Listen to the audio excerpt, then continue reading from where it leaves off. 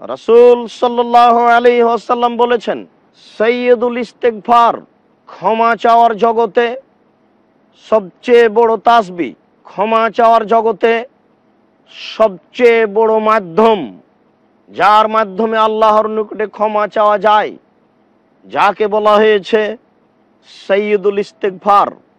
আল্লাহর নবী বলেন, তুমি বলবে লা ইলাহা ইল্লাল্লাহ, আল্লাহ ছাড়া কোনো মাবুদ নেই, খালাক্তানি, তিনি আমাকে সৃষ্টি করেছেন। নবী করিম সাল্লাল্লাহু আলাইহি সাল্লাম বলেন, কেউ যদি বলে সকালে সন্ধ্যায় লা ইলাহা ইল্লাল্লাহ, আল্লাহ ছাড়া কোনো মাবুদ নেই, খালাক্তানি, তিনি আমাকে সৃষ্টি করেছেন, ওয়ানা আব্দুকা, আমি তার দাস, ওয়ানা আলা আহাদিকা, তার সাথে আমার একটা ওয়াদা অঙ্গীকার রয়েছে, ওয়াদিকা মাস্তাতাত, সম্ভবপর এই ওয়াদাকে আমরা বাস্তবায়ন করার জন্য প্রাণপণে চেষ্টা করব।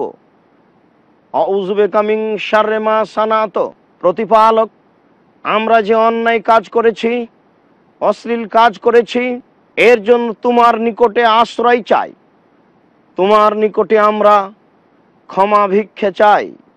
আবু আলাকা বিনিয়ামাতিকা আলাইয়া, প্রতিপালক, তুমি যে অনুগ্রহ আমাদের উপরে করেছো, সেই অনুগ্রহকে আমরা স্বীকার করি।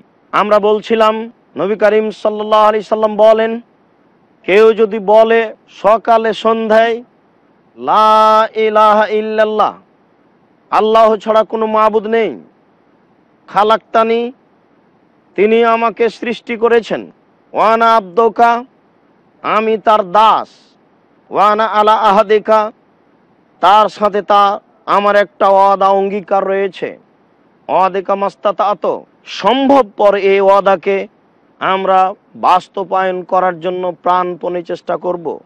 আউযু বিকা মিন শাররি মা সানাত, প্রতিপালক, আমরা যে অন্যায় কাজ করেছি, অশ্লীল কাজ করেছি, এর জন্য তোমার নিকটে আশ্রয় চাই, তোমার নিকটে আমরা ক্ষমা ভিক্ষে চাই। আবু আলাকা বিনিয়ামাতিকা আলাইয়া, প্রতিপালক, তুমি যে অনুগ্রহ আমাদের উপরে করেছো, সেই অনুগ্রহকে আমরা স্বীকার করি। আমরা বলছি যে তোমার অনুগ্রহ অনেক, তোমার দয়া অনেক, তোমার রহমত অনেক, তুমি আমাদেরকে ভক্ষণ করার জন্য, ভোগ বিলাসের জন্য পৃথিবীতে অনেক কিছু দিয়েছ, আমরা সেটা স্বীকার করছি প্রতিপালক। আমরা যে অন্যায় করেছি, অবু বেজাম্বি, আমরা যে পাপ করেছি, সেই পাপকেও স্বীকার করছি প্রতিপালক, যে আমাদের পাপ হয়েছে। ফাগফিরলি, তুমি আমাকে মাফ করো। লা ইয়াগফিরু যুনুবা ইল্লা আনতা, তুমি ছাড়া এই পাপ কেউ ক্ষমা করতে পারে না, একমাত্র তুমি এই পাপকে ক্ষমা করতে পারো।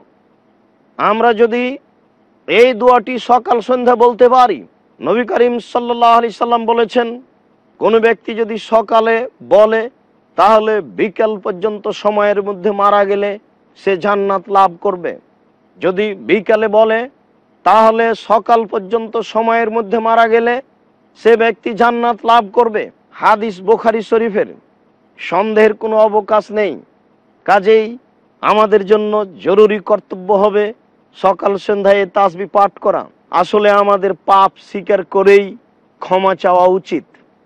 এই জন্যই আবু